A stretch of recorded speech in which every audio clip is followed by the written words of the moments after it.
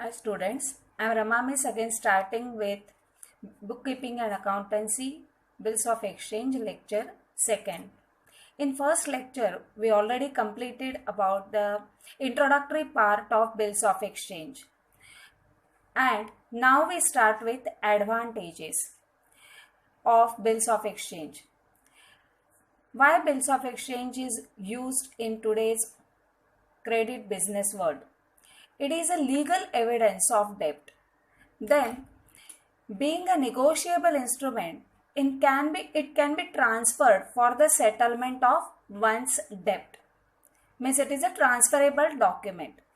A debtor enjoys the benefit of full period of credit. Means amount can be paid after a certain period of time. So that much credit period is available to the debtor. It can cashed before due date by discounting with bank. Means on the basis of this legal document, bills of exchange, holder of the document can take loan from the bank, short-term loan from the bank. This is again one of the advantage of bills of exchange. A creditor can sue on the party on whom the bill is drawn. Means if any fault takes place, if any fraud done by the debtor, then creditor has a right to sue on that party. That's why it is known as legal document and it is advantageous for both the parties. Now, next part is question arises in our mind that yes, we know about the bills of exchange, but how many parties are there, or how we can identify the names of the parties? So for that we are taking here one example. This is one transaction that Mr. A sold goods to Mr. B of rupees 10,000 on credit on 1st January 2020. This is one of the transaction. Whenever any transaction takes place, we studied in 11th standard, there are at least two parties involved in the transaction. Here also two parties are there. So, which are those two parties? Mr. A and Mr. B. These are the two parties involved in the transaction. First transaction, when we read the transaction only up to 10,000, that is Mr. A sold goods to Mr. B of rupees 10,000. Then we come to know that this is sales transaction, or if we read from the buyer's point of view, then it is purchase transaction. Mr. A says that I am selling goods. So which role he is playing? He is a seller. And Mr. B is buyer. This is the first relationship develops between A and B. When A sold goods to B, he is a seller and B is buyer. This is the first relationship.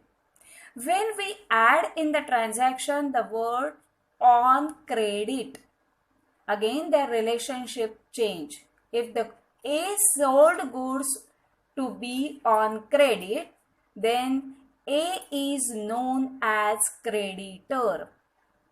Means whenever seller sold goods on credit, he is known as creditor. And whenever buyer purchase goods on credit, he is known as debtor. These two relations we already studied in 11th standard. Now, when A means seller means creditor draws the bills of exchange or prepare a draft, then he becomes drawer, or he is known as drawer of bill. Drawer means the person who draws or prepares the draft. And B means buyer becomes drawee. Drawee means the person on whom the bill is drawn, or in future who is going to pay the amount of the bill is known as drawee. These are the two again new names for A and B. Their relationship changed because of bill or draft prepared. A prepares the bill or draws the bill on B and hand over the bill to the B. After that, B go through the document. B means here buyer. Buyer go through the document, whatever written in that draft, he read that, and if he is agree with that document, then he puts his signature with the word accepted on that document. That is known as acceptance of the bill. So next transaction, fourth, is bill accepted. When drawee accept the bill with his signature, then he is known as acceptor. I repeat the sentence. When drawee accept the bill with signature and the word accepted, then he is known as acceptor. Now, again after accepting the bill, that bill is again hand over to A. That bill becomes now short-term property of the A.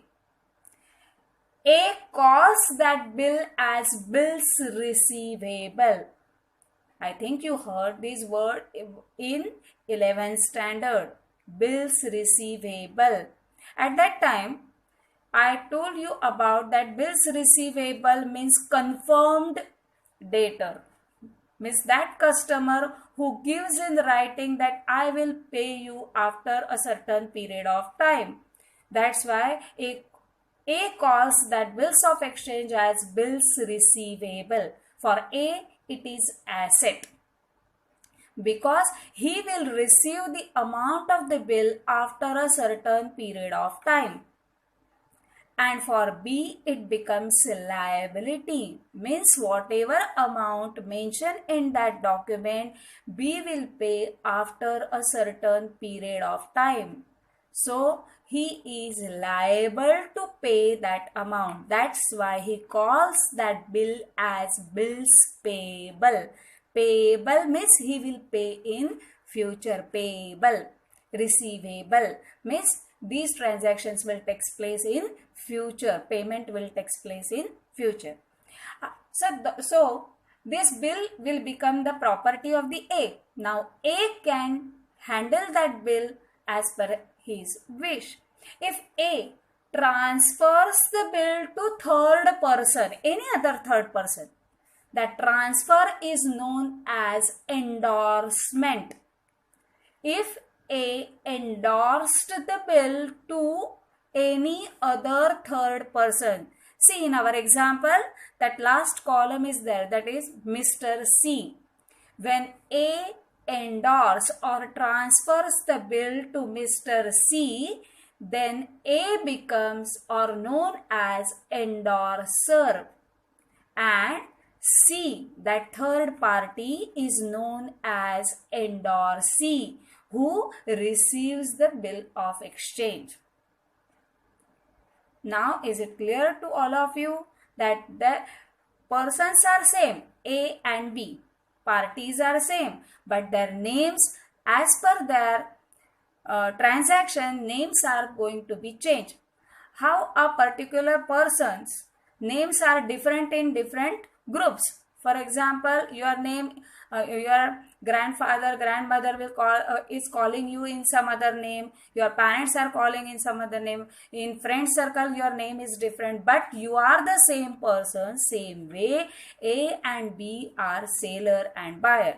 But when they plays different roles, when goods sold on only sales, then seller and buyer. When credit sales, creditor, debtor. When bill drawn, then drawer and drawee. When bill accepted by drawee, he becomes acceptor. When A endorses the bill, he is known as endorser. and for A, he called that bill as bills receivable, and for B, it is bills payable liability. Why I am telling you all these names in detail? Because on this basis questions can be asked in the objectives. And when specimen of bills of exchange is there in objectives, at that time sometimes may they give you about that drawer and creditor and debtor instead of drawer and drawee. So at that time you must know that drawer means creditor, it means seller, and drawee means debtor, means buyer. Then only you can pass the journal entries. So these names, and on the basis of acceptor also question can be there. After accepting the bill, drawee is known as, fill in the blanks is there. So you have to write there acceptor.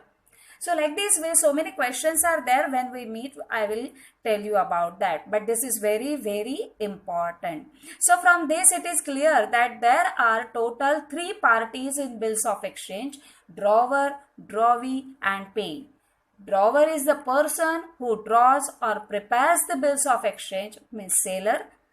Drawee means the person on whom the bill is drawn and who makes the payment of the bill, means buyer in short. Payee means the person who gets the amount of the bill on due date. Again I repeat, the person who gets the amount of the bill on due date is known as drawer or holder of the bill. Now, drawer can be a payee or any other person can be a payee. When drawer keeps the bills with himself till maturity date, he is known as payee. But if he transfers the bill to any other person, then that particular person who holds the document on maturity date is known as payee. So payee can be any person who holds the document on due date. Is it clear to all of you? So after that, we will see in next lecture, next topic. Thank you.